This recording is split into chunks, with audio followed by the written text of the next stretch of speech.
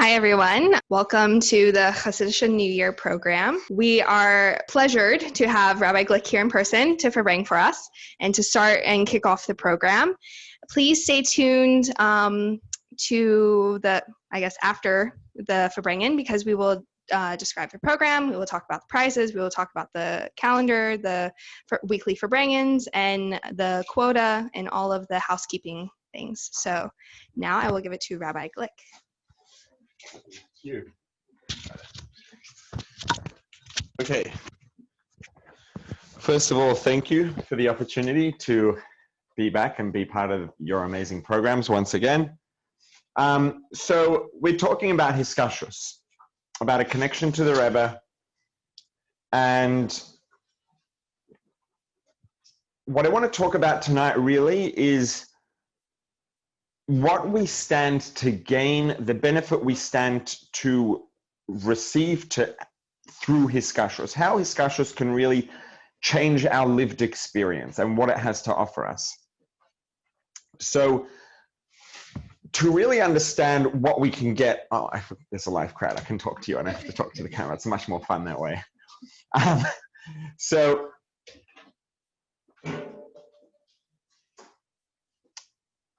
I want to sort of reframe what reality is, reframe and change the way we perceive existence, reality, the world, the universe. And by doing that, it'll set the tone and set the backdrop for really understanding how much having a real connection with the Rebbe, how much Hiskashus really has to offer us. So for starters, I want to begin with a story. I really should have said this at the very beginning, but when the Alter Rebbe, when they came to take the Alter Rebbe to prison before Yud Tes Kislev happened, so Shmuel Munkus, who was a Chassid, a big Chassid, also known to be very much a joker and, a trickster, but a very big Chassid, and the Alter Rebbe asked him, should I let them take me? Because the Alter Rebbe could have prevented them from being able to take him to prison had he wanted to. So you ask Shmuel Munkus, should I let them take me? Shmuel Munkus says, yeah, the Hebrew word is mimanavshach, either way. If you are really a Rebbe, like you claim to be, then whatever, they can't do anything to you, they can't hurt you, so what's the big deal? You can go to prison. And if you're not a Rebbe, Shmuel Munkus said, then how dare you write this book, Tanya, and take away so many people's pleasure in the physical world without being a Rebbe?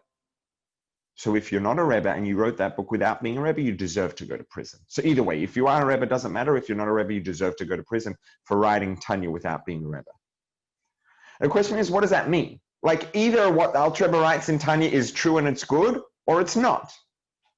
Why is it that only if he's not a Rebbe, then what he wrote in Tanya is bad, but if he is a Rebbe, then what he wrote, the same words and the same content, is all of a sudden good? What's going on?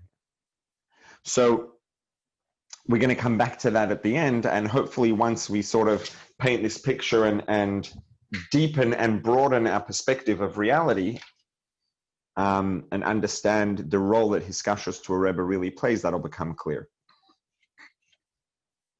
So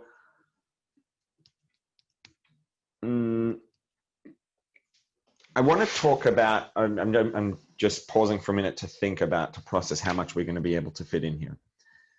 So I want to talk for a minute about medicine, about medication, right? What happens? A person has a headache. The first thing we do, we reach for some Advil, we reach for some Tylenol. And why do we take Advil or Tylenol? Because we know that when we take it, after a period of time, the headache goes away. That's why we take it. Now, what we know of, most of us, what we think of is, here's a pill, take the pill, headache goes away. But there's obviously a whole lot that happens in between us taking the pill and the headache going away that most of us aren't aware of and certainly don't think of every time we take some medication. And just to put some perspective on this, if let's say someone has some sort of chronic condition and the doctor gives them medication and their life depends on taking that medication twice a day. and they come over to your house and they forgot to take their medication this morning and they didn't bring it with them, and they go to your kitchen and they pull out the Advil and they're like, oh, Advil, it looks exactly the same as my medication, same shape, same size, same color. I'll just take that instead. Well, obviously, that's not a very good idea, right? Why? Because what happens when we take medication, it's not the shape and the color that's taking away the headache or that's treating this person's medical condition. It's that inside this pill, there is however much, let's say in an Advil, there's 200 milligrams of the active ingredient of ibuprofen, which is a substance, it's a chemical that has a specific chemical structure. And when we ingest it, it gets absorbed into the blood. And then those ibuprofen molecules, once they're in the blood, interact with our nerve cells and downregulate the sensation of pain, so we stop feeling the pain. The reason that happens is because inside this little pill is a very specific molecule with a very specific structure and a very specific function. And because of the specific structure and nature of this specific molecule, it takes away a headache. Taking a different pill that has the same shape and the same size and the same color, but has a different active ingredient inside it, isn't going to have the same effect, because it's going to have a different active ingredient, which has a different chemical structure and a different nature and reacts differently. And it's going to have a different impact on a different kind of cell in the body and could do something completely different, which might be catastrophic for a regular person with a headache. Right? So when we take medication, and for most people, you know, a person goes to the doctor with a set of symptoms and the doctor asks, generally when a person goes to a doctor with some symptoms, or very often the doctor starts asking questions. What about this symptom? What about that symptom? Have you felt this? Have you experienced that? And what the doctor's doing, right, when they ask that, is they're trying to figure out what's going on. Because, you know, let's say that we go to the doctor and we describe 2 or 3 symptoms or 1 symptom. There may be 20 or 30 or 50 or 100 different conditions that could all have that same symptom or 2 or 3 symptoms. But each of those conditions has a different complete set of symptoms. So when the doctor says, oh, but what about this? And if you say yes or no, he may be able to eliminate 20 or 30 of the options or 3 options or whatever it is based on the yes or the no, and then ask another question and keep on narrowing it down. Because each condition has a different collection of symptoms because there's something different that's happening in the body.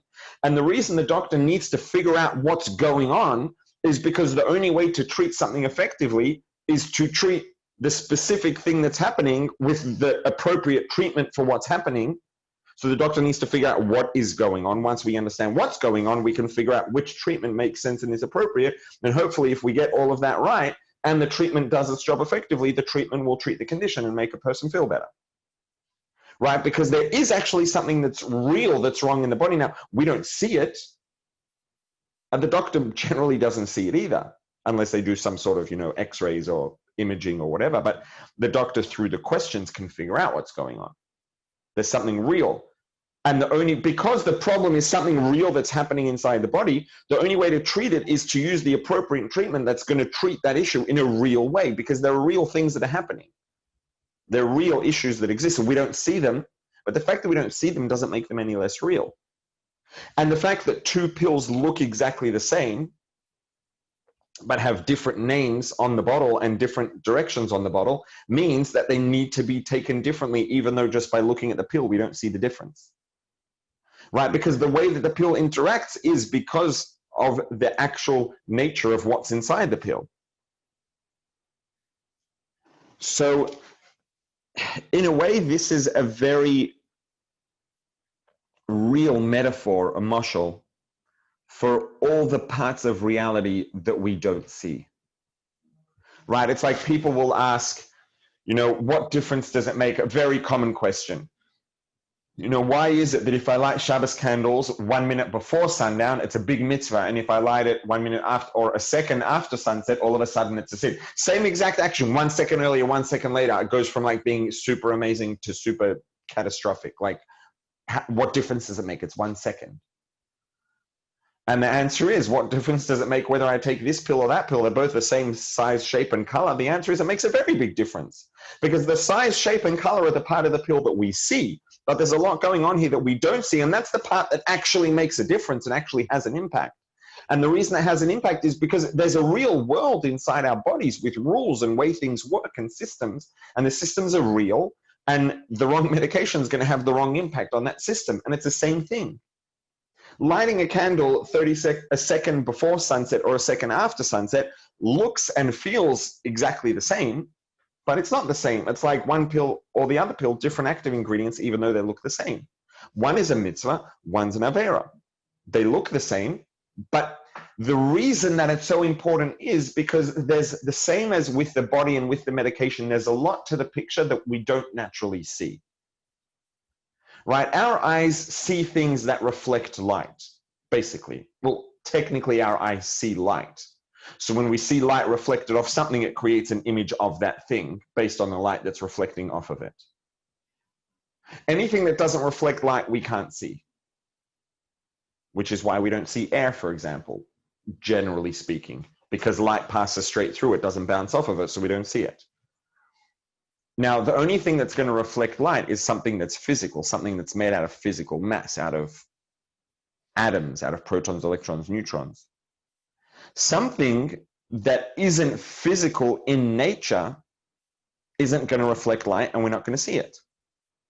And it's not going to have a taste because our taste buds taste molecules. If it's not made out of molecules, we're not going to taste it and we're not going to hear it, etc. So anything, if something isn't physical, we're not going to sense it. We're not going to perceive it naturally. But that doesn't mean it's any less real. It's not physical. But if we accept that that which physically exists is only a subset of everything that exists, it's one of the layers of reality, it's not the entirety of reality, then something can be non-physical and still be real. And that would include angels. It would include everything spiritual. So the same way that there's a whole lot going on inside the body and there's things inside the pill that we don't see, and those are really the things that actually matter and count and make a difference. There's a whole lot to the picture of existence that we don't see. All the spiritual layers of reality we don't see. But it doesn't mean that they're any less real than the physical layer of reality. It's just that we don't naturally perceive it. But because it's real, the same way that taking a pill has a real impact on the body by means of things that we don't see, but we're all well aware of how important it is to be careful with it. It's the exact same thing. We do a mitzvah, we do an avera, whatever it is, hopefully just mitzvahs. Doing it the right way has a very big impact by means of things that we don't see. Because there are many layers of reality that are non-physical, but equally as real as the physical, just that we're not naturally aware of it. So we do a mitzvah, we do something, and it has an impact, and that impact, ripples up through layers of reality. And I want to give a very simple mushal. It's not quite a mushal, but an example that's, it's a best case scenario and a little bit exaggerated. Well, it's not really exaggerated, but it's an extreme case, let's say. But it's effective to illustrate the point.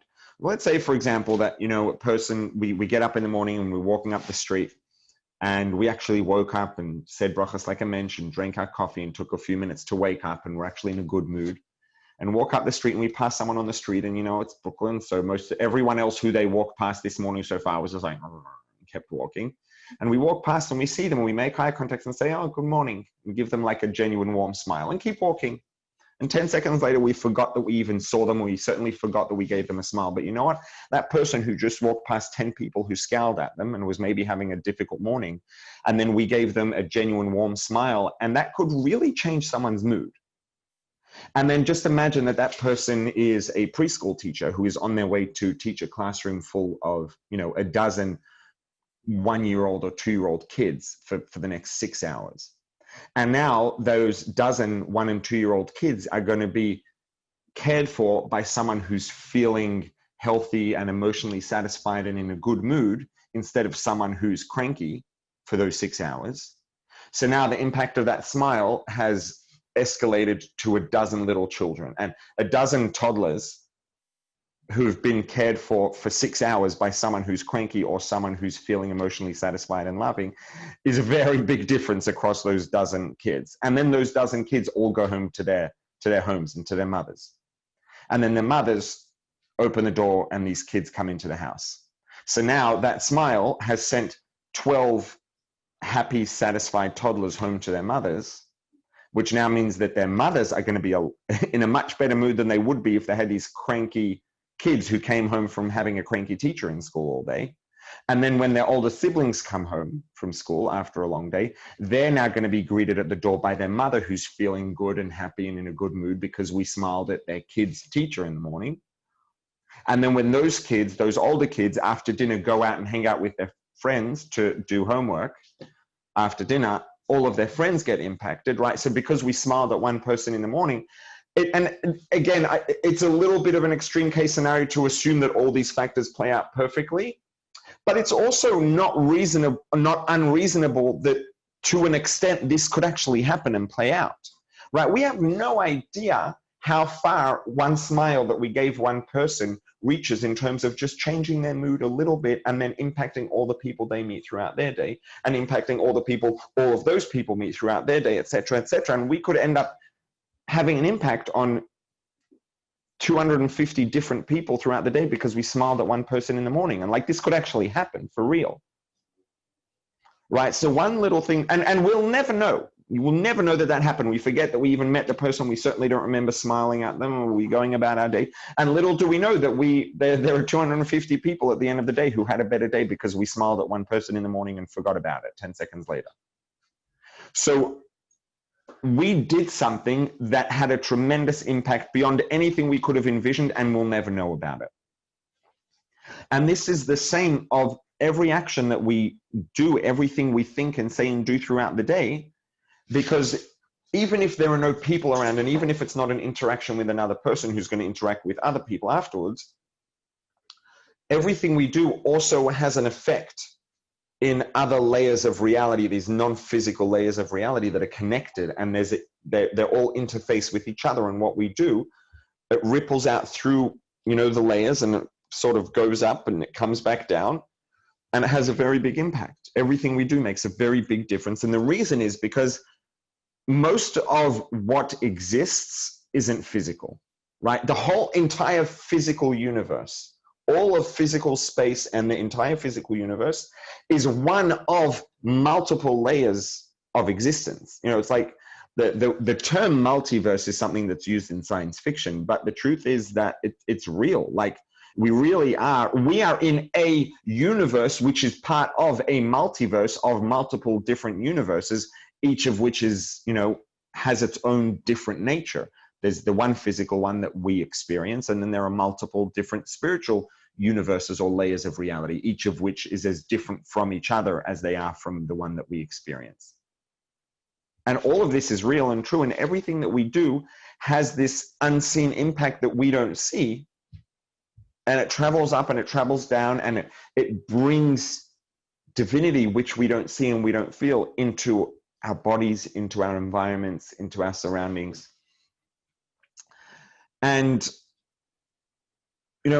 our actions make a difference. The same way that, let's say that someone, went to sleep in the 1500s or got frozen, whatever, in suspended animation, and then they got woken up now, and they wake up and their head hurts, and you're like, oh, just take this little pill, swallow it, and your headache will go away. They'll be like, what do you mean? Like, how is swallowing a pill going to make my pain go away? They have no concept, because they didn't have painkillers 500 years ago.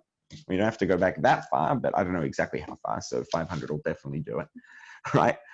They didn't have that. They have no, like, it's like, what? You want me to put a pill in, a little ball in my mouth and swallow it and my pain's going to go away? Like, what are you saying?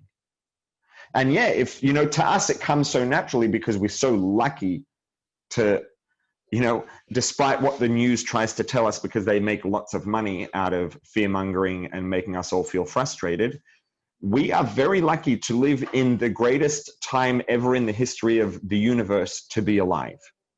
You go back, and not even talking about the war, if you just go back 100 years before the wars, just life.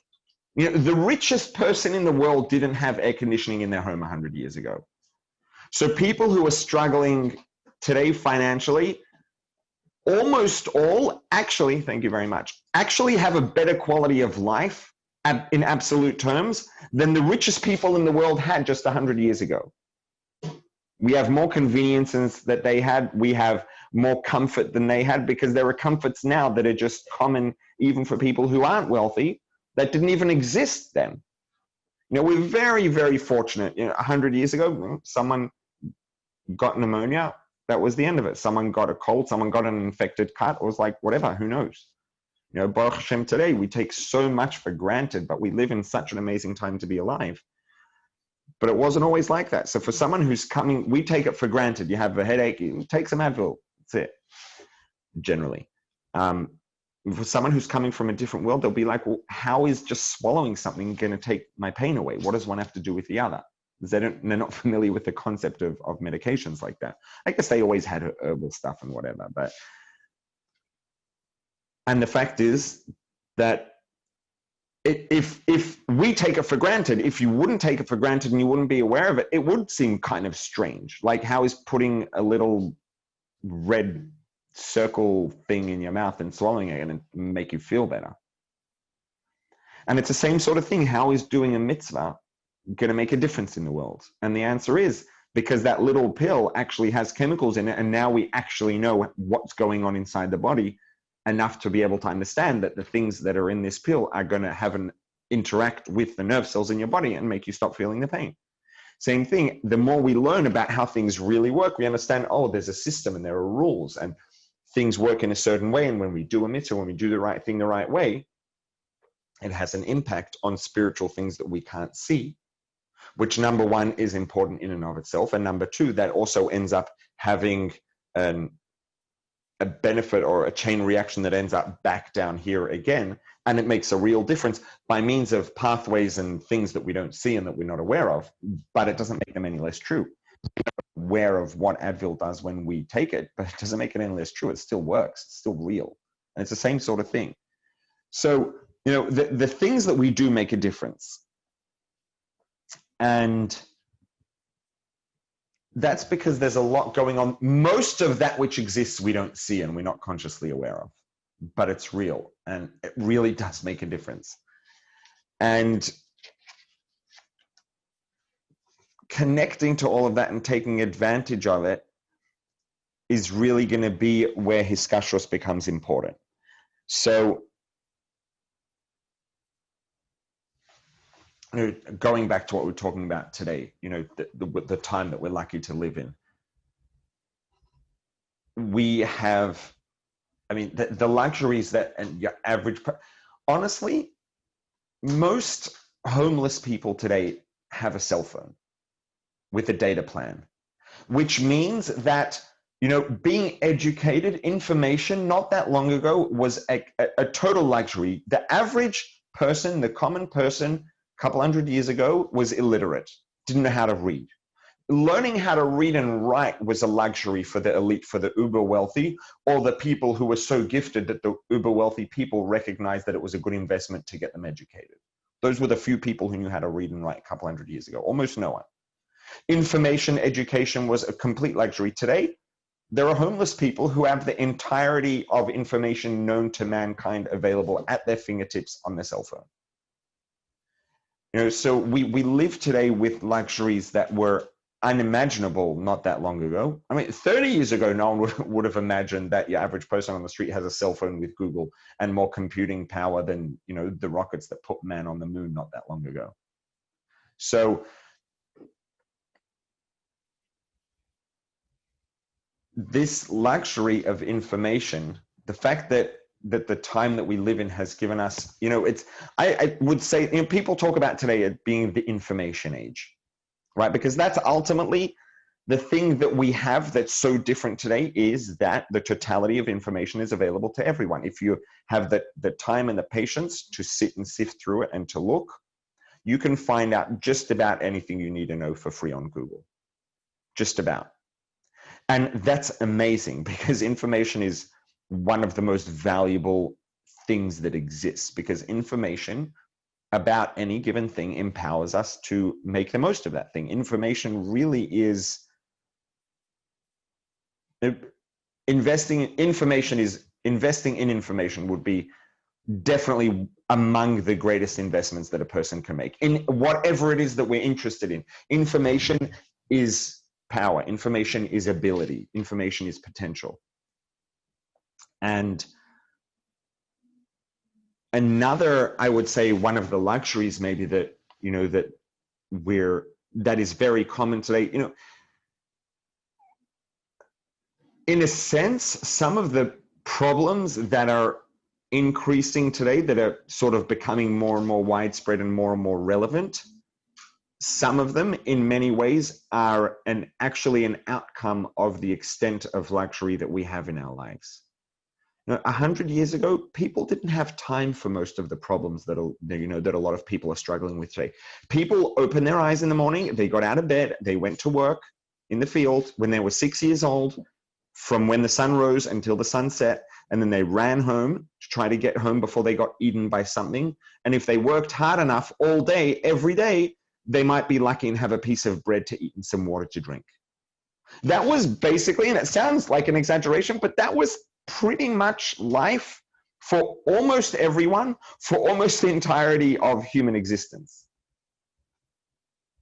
Until the Industrial Revolution, until a couple hundred years ago, that was kind of, until a few hundred years ago, let's say, that was kind of what life looked like for most people. And there are people alive today who that's what life was like. I remember, my grandfather, passed away a couple of years ago. But I remember growing up and hearing his stories from before the war. And it wasn't just because of the war. It was because this was life. When he was a kid, they were very young and they got up and they went out and they worked and they milked the cows and they worked in the field and they worked and worked and worked from when they were, as soon as they were basically old enough to do anything, they put it to use and they worked just so that they could have food to eat, literally. This was what most people's lives, for most of they didn't have time for a lot of the things that people struggle with today. Now,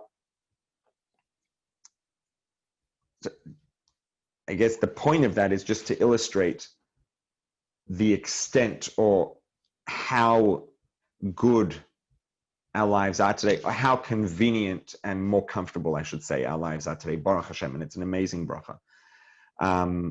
Another one of the, I'm just debating about calling it a luxury. Relatively speaking, it's definitely a luxury in the context of all of human history. I would say today it's something that we shouldn't look at as a luxury, because it's a good idea. But, and again, it doesn't matter what we're doing. Anything that we're involved in, if we could find someone, that coaches, having a coach is, all the rage. But it makes a lot of sense. Because the first thing is information. Information is very empowering. Without information, we're very limited in what we can achieve. If we have all the necessary information, we can achieve anything that we have the technical ability to achieve once we have the information that we need. But there's also a limit to how much we can learn from just reading, from learning information. If we can speak to someone who has experience in doing what we want to do, who's done it before, who's done it for many times over a long period of time, the insight we can get from them is invaluable, even compared to just information, because now we're talking about information plus human experience, plus someone who has insight that we can't get just from information, because they've experienced that thing that we haven't experienced yet. Right. And so, to get a life coach who's 21 years old and has an Instagram account promoting themselves as a life coach and basically hasn't lived past high school, good for them if they can get people to pay them. Well done. But a real coach that's going to be valuable, someone that has experience in the thing that we're interested in, whether it's work, whether it's personal things, whatever it is, it really can be invaluable. It really can be a good investment, because if there's someone who has real life experience with something that we want to connect to or get involved in and have no experience in, that's a lot more valuable than just the information. Now, bringing all of this back to Hiskashrus, what does this have to do with Hiskashrus?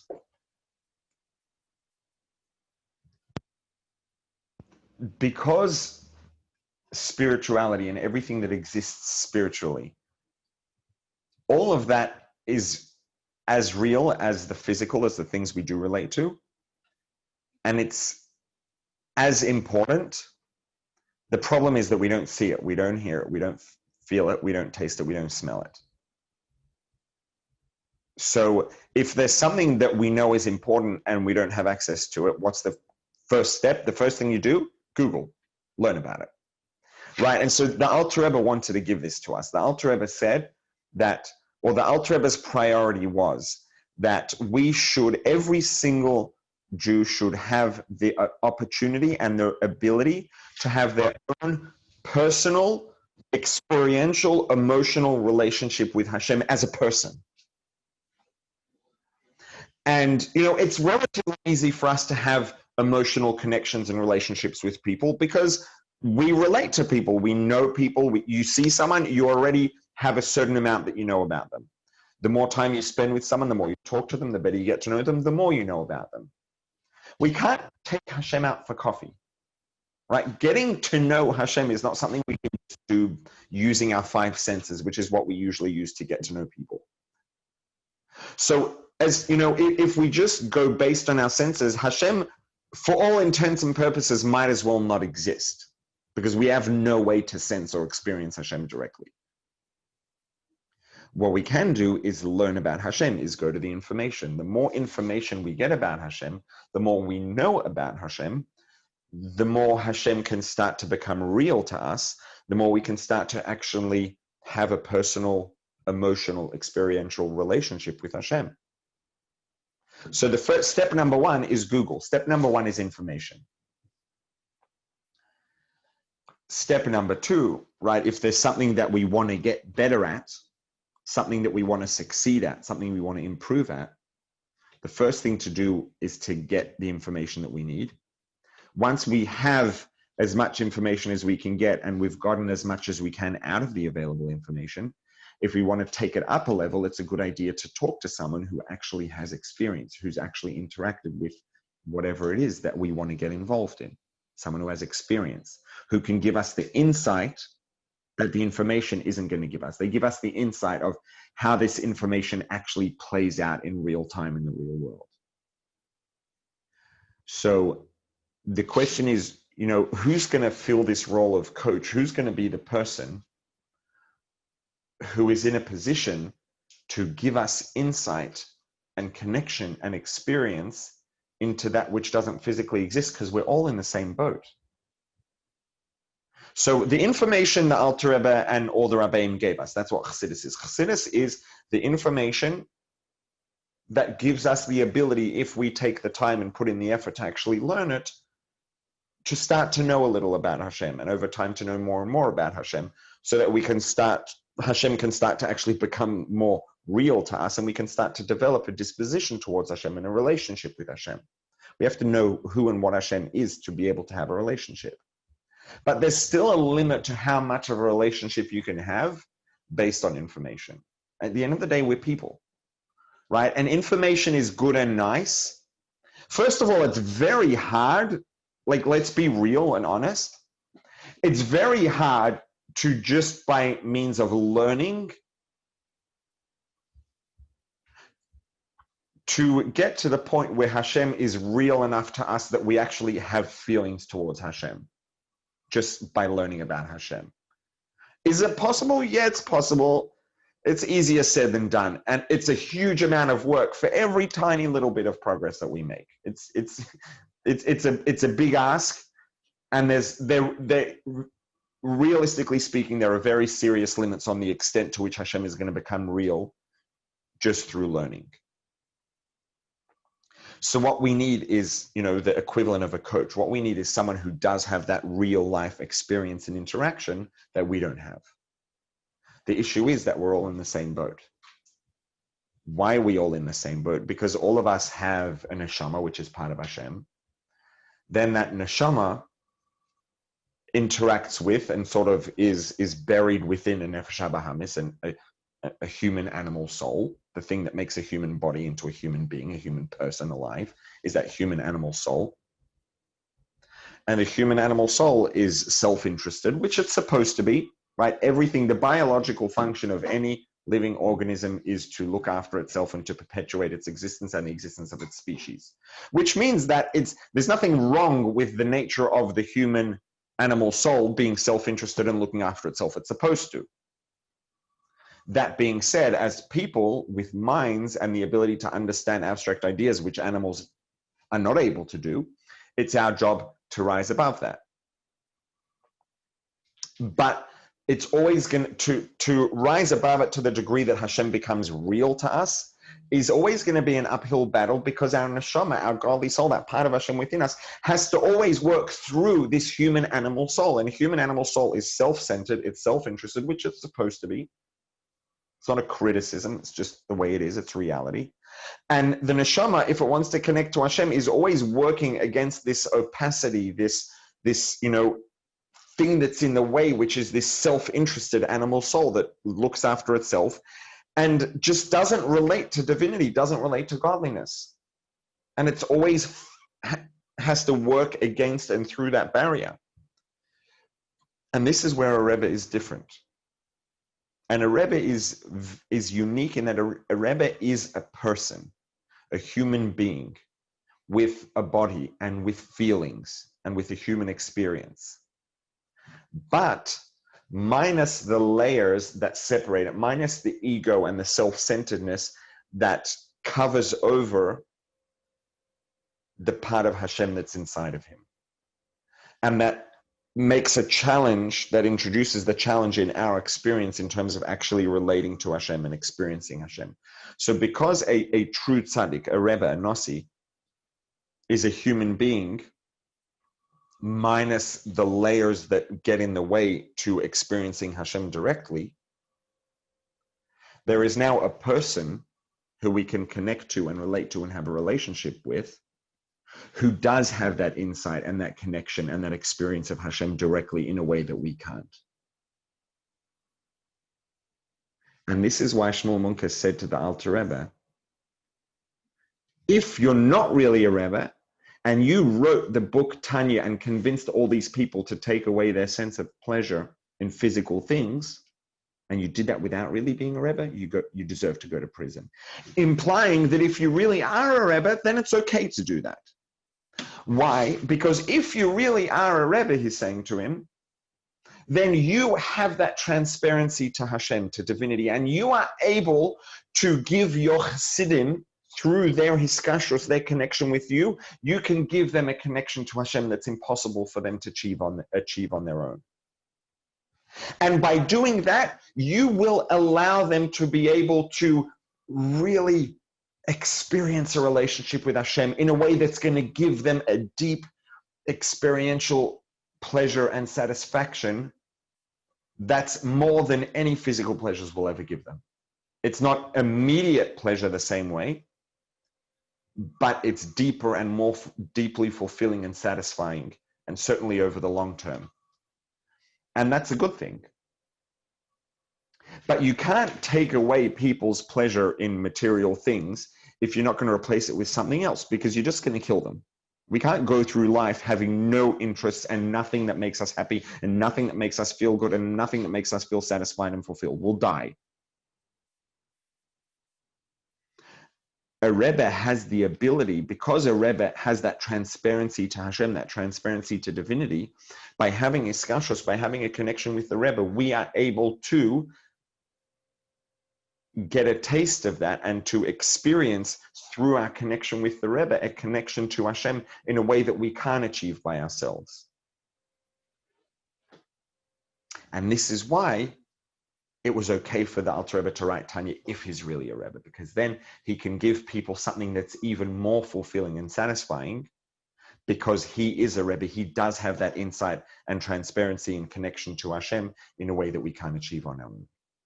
And that's what we stand to gain. What we stand to gain through having a connection to the Rebbe is all of this, the majority of reality, all of which is true, all of this spirituality, all the layers that we don't see, all the things that happen when we do a mitzvah, all the things that, the benefits that happen from our thoughts and our deeds and our speech and the good things that we do, and all of this that's going on that we don't see, but it's real.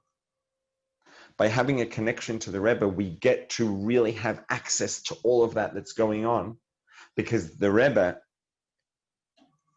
is transparent. The Rebbe doesn't have the layers that stop us from seeing that and experiencing it. The Rebbe doesn't have those layers, and the Rebbe can see and experience all of that, which means that by having a connection to the Rebbe, we are able to access all of that and to get the benefit and the meaning in life and the fulfillment that all of that can offer, if we're able to experience it. And we can experience that by means of his kashrus. So his kashrus to the Rebbe gives us the ability to get the real fulfillment out of Hashem and Ruchniya, spirituality, divinity, and most importantly, our Torah and mitzvahs, in a way that we would never be able to experience on our own. I just want to end with a quick, we're talking about Iskashros, a quick story. Maybe I'll do two, one of the Rebbe, one of the Rebbe's. And I may have told these stories before. I don't know. I have? You know what I'm going to say? But it's fine. So these stories, I mean, the Rebbetzin story, you'll know when I say it, why I'm saying it. It's like, I still can't get over it. And I still, it's a completely crazy story. But I heard it from someone in Crown Heights, the son of the person it happened to. So it's legit. I'll tell you the name.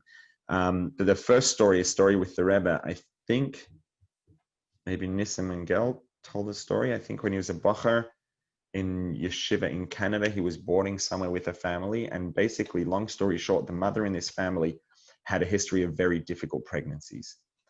And so while he was a bocher staying in their house one time, she was pregnant and it was very difficult. And the doctor basically told her and her husband that she needs to have an abortion. She's not going to be able to take the baby to term. She won't survive. The baby won't survive. And they, I think called the Rebbe's office in the middle of the night, whatever it was. And the Rebbe basically told her, like, you tell the doctors they have to do everything they have to do, everything they can do to bring the baby to term. And you have to follow the doctor's directives, but you have to, keep the baby and bring it to term. And they did. And the doctors were very upset, but, the doctors couldn't abort the baby if the mother didn't agree. That's not the way it works. So they brought the baby to term and the baby ended up being born, Baruch Hashem, healthy. And so right away, they got the Rebbe's bracha. So he called the Rebbe's office, I think. And I think right away he called the Rebbe's office and left a message about the baby and the time the baby was born. I'm trying to remember all the details specifically because it's been a while since I read it. It's published on Chabad.org, I think. And I don't know if I recall correctly, it was maybe when he went in to later on, maybe traveled into New York from Montreal or Toronto, wherever it was, to come and see the Rebbe in person, thank the Rebbe, whatever it was. And the Rebbe said, and so when he called in, he said, Baruch Hashem, my wife had a healthy baby, and this is this time, 2:30 in the morning, whatever it was, a.m. The Rebbe says the time's wrong. It's like, I don't know, like the Rebbe says the time's wrong. Check, find out, I'm telling you the time's wrong. And so he says, okay, like the Rebbe said, I should check and find out. I'll check and find out. So he calls the doctor, the obstetrician who delivered the baby. And the doctor says, ask the doctor, when was the baby born? The doctor says, I don't know, look at the birth certificate. You have a copy of it. And the father, the mother, whoever it was that was calling, says, I know what the birth certificate says, but I have reason to believe that the time on the birth certificate is not actually the time the baby was born. Is there any way we could find out? And he says, look, I didn't fill it out. The midwives, the nurses, whoever it was, filled it out. You could go and ask them. And honestly, like, good luck. They deliver multiple babies every day. The chances they remember, I don't know, but you could try. So they contact the nurse's desk or midwives, whoever it was, and find out who was on staff that night when the baby was born. And ask them when the baby was born. Same thing, check the birth certificate. We have reason to believe it's wrong. I don't know. Basically, long story short, they asked them and told them things to remind them of when it was and what happened. And they said, actually, yes, it's true. I remember that when we filled out the birth certificate, by the time we filled it out, it was a while after, the baby was born and, we cleaned it up and gave it the antibiotics and all things took care of it. And by the time we filled out the birth certificate, it was probably a half hour later. So the baby was born 20, 30 minutes before the time of the birth certificate. And he's like, okay, it's starting to get crazy. Comes back to the Rebbe and says that we looked into it and the time on the birth certificate was wrong. The baby was actually born 20, 30 minutes earlier, whatever it was. And so he asked the Rebbe, how did the Rebbe know that the time was wrong? And the Rebbe says, I was awake that night waiting for your baby to be born, I couldn't fall asleep. And I know that I was asleep before the time on the birth certificate. And, you know, this story it's not about the fact that the Rebbe knew, like whoop-de-doo, you know, there are, you know, plenty of miracle stories with the Rebbe. But the thing about this story that's so, to me, so moving is that the Rebbe got more mail than anyone else on planet Earth. And the Rebbe dealt with more people's issues than anyone else in the history of humanity. And 6 months, or however long it was, after these parents asked the Rebbe for a bracha, the Rebbe was laying awake at night, unable to fall asleep, until this baby in a different country was born healthy. And so this is, you know, and this is, I think, also a very important part of Hiskashrus that often gets missed.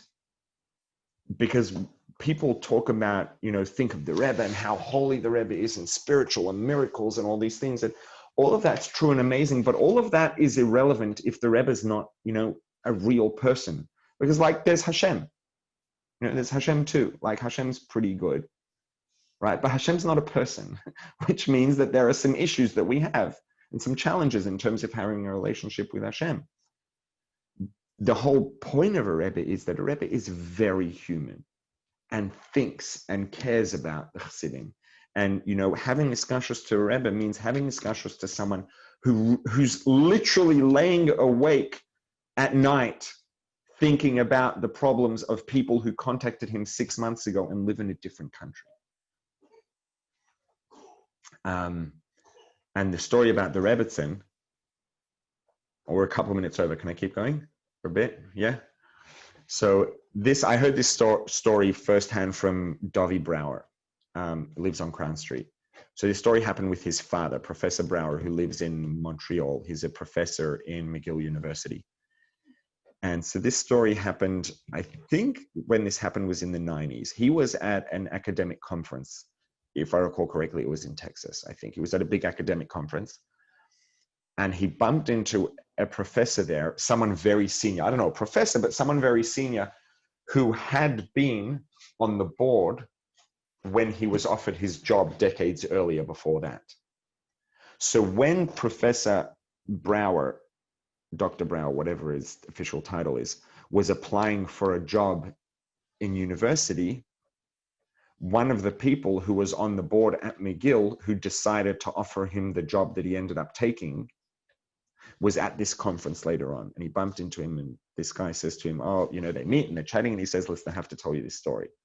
He says, honestly, I swore I wouldn't tell you, but I'm going to tell you anyway. So he says, okay. So going back for a minute, before he got the job, I think what happened was he basically applied. He got offers from a few big universities for positions that he was looking for. And then he wrote to the Rebbe, he wrote a letter saying, I got offers from, you know, these universities, and one of them was McGill. And, you know, I asked for the Rebbe's bracha and suggested which one he should take. And the Rebbe eventually, I think, sent back, I don't know if he wrote McGill or circled McGill on the letter, but the Rebbe told him to take that position at McGill, which ended up taking and keeping for decades. Anyway, so this decades later, he's at this conference and the guy says, I'm going to tell you this story. He says, after we offered you a position, before you accepted it, sitting in my office one day and the phone rings. I pick up the phone and there's a lady and she says, are you so-and-so? And I said, yes. And she said, are you responsible for offering a position to, you know, Dr. Brower? And I said, yes. And she says, okay, I need you to promise that you're never going to tell him about this phone call.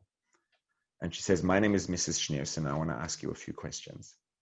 And she kept him on the phone for 45 minutes and asked him about the job description and the salary and the tenure and the raises he's going to get. And for 45 minutes, she grilled him on the phone about things that people's own mothers don't do research for them when they're an adult applying for a job. And, you know, and I've never heard a story like this before. And if this guy hadn't decided to break his promise and tell this story, we have no idea that things like this ever happened. Now, beyond what we know is speculation, but I think it's fair to speculate that it's not unreasonable that the Rebbitzin might have made phone calls to the faculty at the other universities who also offered him positions and spent 30, 45 minutes on the phone with them also. And, I don't see any reason to assume that of all the questions the Rebbe got throughout the years for all the people, this happens to be the one thing that the Rebbitzin got involved in and spent time working on. I would speculate it's a lot more likely that this is the one thing that we're lucky enough to have found out about because someone was nice enough to break his promise, right? So, the classic perception we have of the Rebbitzin is this quiet lady who's dedicated to the Rebbe and dedicated to the Chassidim through her dedication to the Rebbe and quiet at home behind the scenes. And she was quiet at home behind the scenes. For all we know now, she was working 16 hours a day, together with the Rebbe, hands-on, making phone calls, doing research, figuring things out, making things happen. And if not for this one story, because this one guy broke his promise, we would have never known that the Rebbitzin ever lifted a finger outside of, very specific things that we know about. And now we have this insight, we don't know the extent of it, but we know for sure it happened for one phone call. And how many adults who are applying for positions for a professor at a college have their mothers calling up the universities doing research for 45 minutes per university? Probably approximately zero. And the Rebbitzin did that for him. And who knows how many more times the Rebbitzin did that for how many more people. And it just, I don't think I need to explain why either of these are my favorite stories. But yeah, what we stand to benefit through having a connection to the Rebbe is what Shmuel Munkus said, the one thing that would justify the Alter Rebbe taking away our pleasure in physical things by writing Tanya, which is replacing it with something profoundly more satisfying and fulfilling, which is a connection to Hashem that we can actually experience in a tangible way. And the only way that we can experience that to that degree is through a connection to the Rebbe. And that's why Shmuel Munkus said you have to be a Rebbe to not deserve to go to prison after writing Tanya. And that's what Chassidus is all about. Chaim.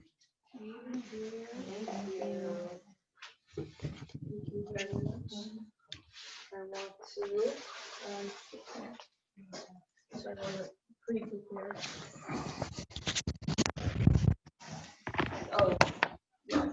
Thank you. Everybody. Thank you for the water. That's fine for now. Okay, everybody that's on Zoom, if you'd like to do a Zoom selfie with us, with our Zoom members, you just smile, so it's not so, nothing painful. So Bracha will tell us when she's ready. If you'd like to turn on your camera for it, we can see you. Let me know, Bracha. It's a screenshot of the Zoom? Yes. Our Zoom but you selfie. Have to do a selfie of yourself in front of the Zoom. There you go. That's a real. Yeah. Okay. Everybody, smile. One. Oh. Okay. Nope. Hey, everybody smile. So, okay. Yay. Okay, wonderful. If you joined the program, don't leave just yet. We're going to explain all the pieces. In the meantime, we want to say thank you on behalf of the Chassidus, Rabbi Glick. This is a present on. Thank you so much. Thank you very much. I lost count of how many times you've spoken for us, and I am so grateful for you taking the time to inspire us I continuously. Appreciate the opportunity to be a part of the amazing work you're doing. So thank you. Thank you. And with that, can I? Do you mind if we take our reels? Double. Do we need to do a video last week? Should I sit there, maybe? Yeah, let me see there. Yeah, I think here. Everybody, 1, 2, 3. 1. One more just in case. 1, 2, 3. Yay. Thank you. Thank you. Okay, thank you very much. Have a good night. Thank you. Thank you. Good night. Have a good night. Thank you. Okay, for everyone in the Zoom, hello everybody. I don't know if everyone's still there, but we're going to explain the program just in case. Oh, you can leave it unlocked. Thank you so much. Yeah. We're going to show you the book and all the stuff that's arriving at your home. If you have not, if you don't have the book yet, or your journal or your pen, and you live in Crown Heights, please come pick it up anywhere between 9 and 3 p.m. or anywhere after 4 till 8 p.m. from my apartment, or at the next event, which is actually tomorrow here in the Chassidus Center. So we're going to, Eliana, would you like to explain the program? Whatever you want. Okay, great. So Eliana's coming to explain how it works. Did you also want to 19.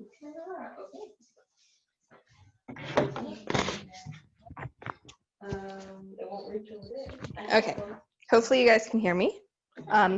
Okay, so welcome. This is our textbook program manual for the next 6 weeks. As Michal said, you can pick it up from her apartment. And so what does this program do? Is it good? Okay, so this program basically helps us steer through the next 6 weeks and the various Yomim Tovim, such as Chav Kislev, Rosh Chodesh Kislev, Yud and Tes Kislev, Yud Dalet Kislev, up until Hey Tevis.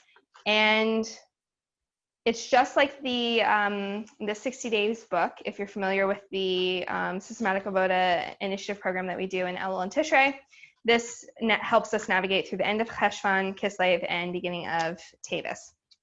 And so what you will be required to do is to do the daily reading, which it goes through each day.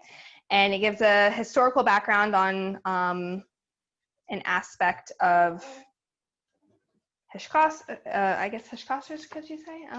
Well, so the days previous, right before the holiday, are all in preparation for the holiday. You get to hear the history of it and what actually happened, how to live with it. Then the days in between are personal self-growth stuff from Yiddishkeit and Chassidus. Okay, yeah. So a page a day. And then at the end of each day, there's an exercise where you will use your journal to exercise. So for example, Haf Zayin Cheshvan is, what did you learn, right? 2 facts and 1 life lesson. And the reading for the day is all about the Hakafas when the Rebbe had the heart attack on Simchas Torah. So yeah, so in order to fulfill your quota, you have to do the daily reading and do the journal entry. And Bezras Hashem, we will put the WhatsApp group together tonight. And like if you're familiar with the Systematic Avoda initiative program from Elul and Tishrei, each week we will ask who did their quota. If you did your quota, you'll raise your hand, and then we will put that onto a Google Doc, and whoever filled their quota, you'll get a prize. So we have some excellent prizes planned, and as always, and yeah, look forward to doing the self development and deepening of his kashrus. Yes, thank you so much. Also, I want to make a big shout out and a thank you to A Day to Recall, A Day to Remember by Rabbi Shalom Dover Aftzon. Both our history parts of it, most of them come from this book. So if you'd like to go out and support our author, he is going to really appreciate it. Thank you, everybody, and have a wonderful night. See you guys tomorrow with Mrs. Stephanie Gainkin, and she's going to teach us about financial education for our life skill series. Good night.